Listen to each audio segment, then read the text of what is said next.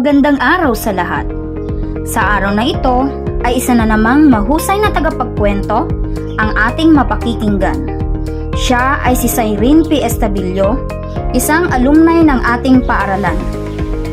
Patunay ito na ang bawat isa ay patuloy na nagpapahalaga sa layunin na mapataas ang antas ng pagbabasa at makamit ang mithiin na bawat bata bumabasa.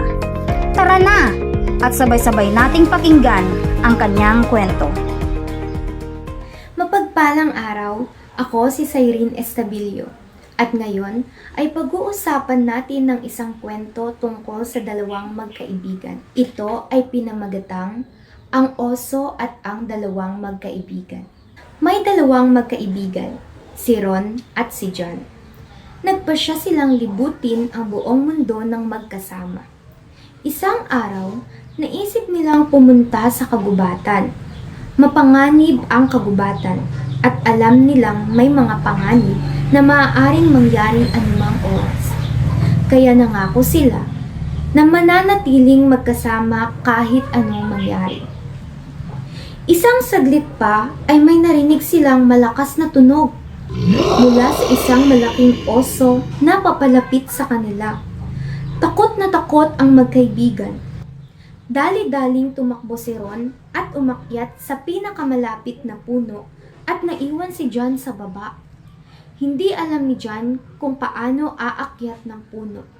Kaya sabi niya, "Ron, tulungan mo ako umakyat. Kakainin ako ng oso. Tulungan mo ako." "Hindi na ako pwede bumaba. Andyan na yung oso. Tsaka hindi tayo kasya dito. Humanap ka na lang ng sarili mong pagtataguan."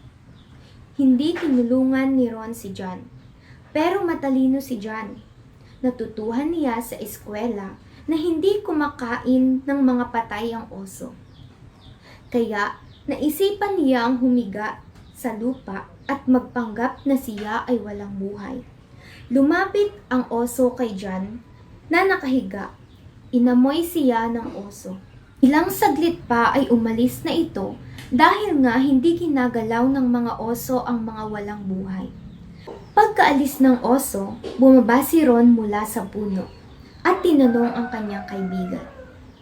"Anong tinanong ng oso sa'yo kanina?"